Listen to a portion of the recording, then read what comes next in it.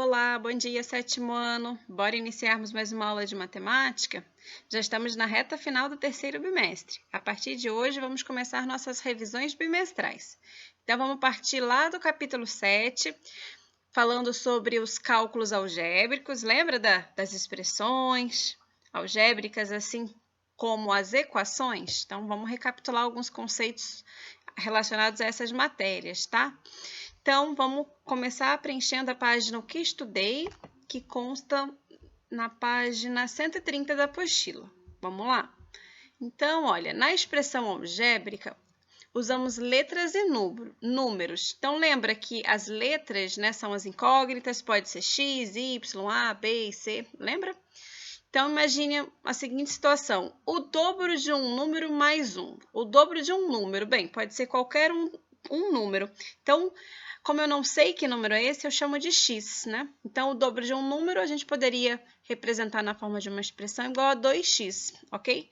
Mas é o dobro de um número mais uma unidade, então no final você coloca mais um. Então, essa seria uma representação de uma expressão algébrica relacionada a essa afirmativa. Agora, olha aqui embaixo. O número 2 adicionado à palavrinha adicionado, então é mais. O número 2 mais o triplo de um número, ou seja, 3 vezes x, porque eu não sei que número é esse, né? Então, com isso, olha, eu formei justamente uma expressão, tá? A ser resolvida.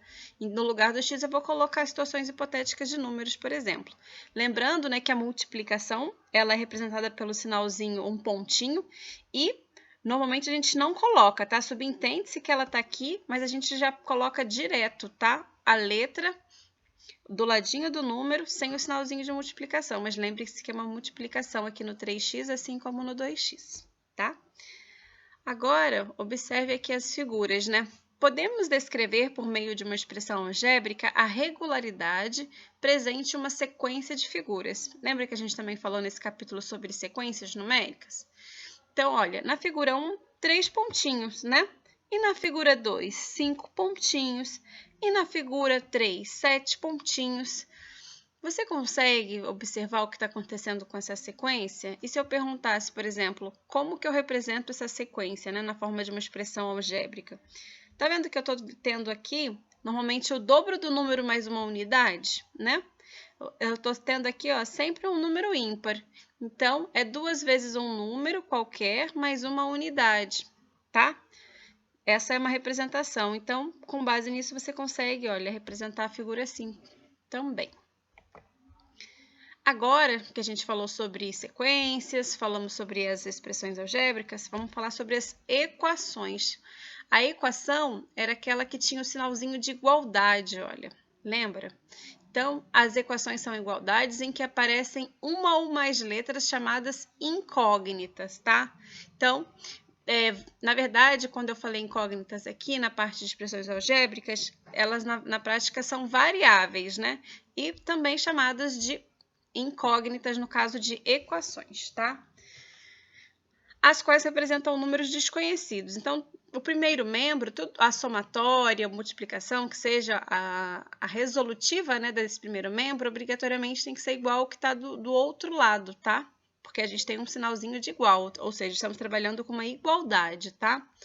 Então, para resolver uma equação, podemos usar operações inversas e também aplicar o princípio aditivo da igualdade e o princípio multiplicativo da igualdade. Então, por exemplo, 2x mais 4 igual a 11 menos 3x.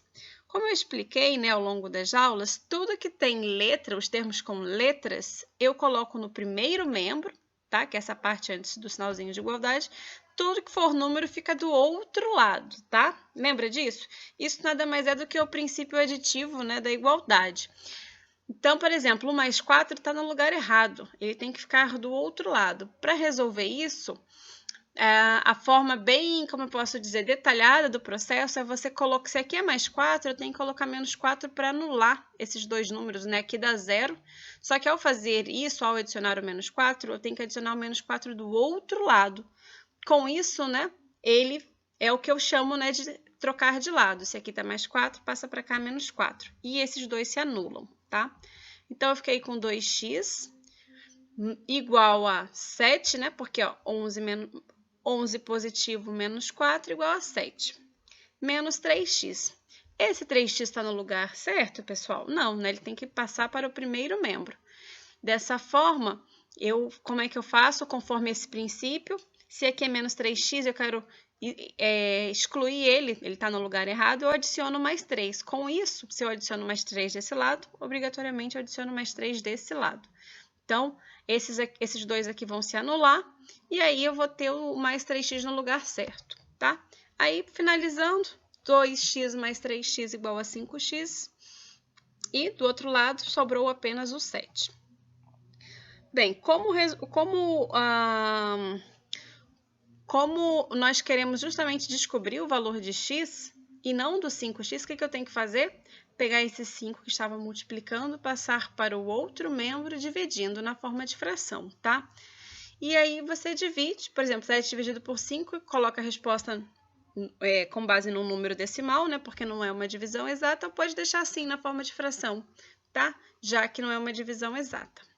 Então, fizemos um exemplo de equações, ok? Dando sequência, agora vamos falar sobre as sequências um pouco mais. Quando organizamos elementos em sucessão, de modo ordenado, formamos uma sequência. Observe aqui embaixo que eu tenho uma sequência dos números ímpares. 1, 3, 5, 7, 9, e ela segue uma linearidade, né? Então, você consegue prever que o próximo termo é o 11, o próximo 13, 15 e assim sucessivamente.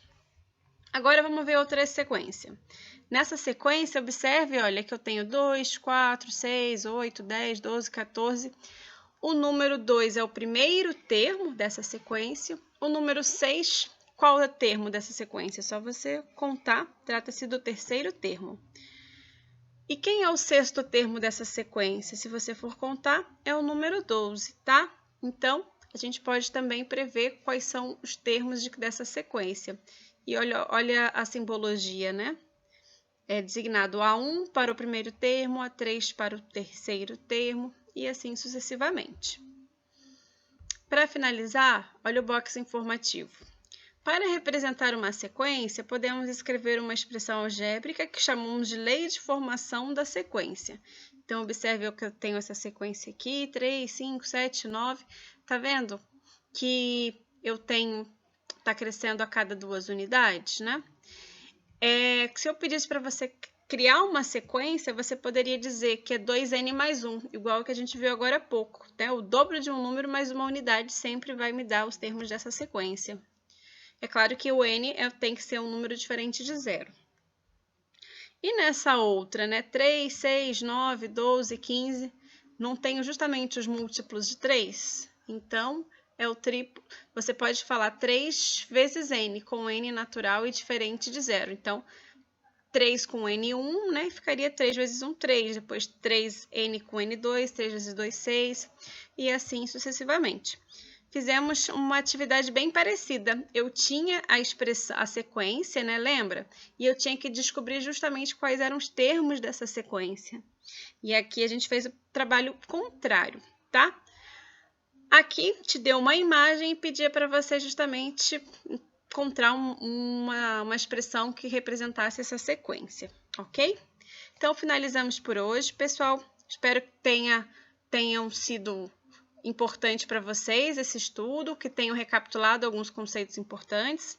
E agora vamos fazer a conferência das atividades. Vocês vão fazer a correção de todos os exercícios propostos deste capítulo. Tá?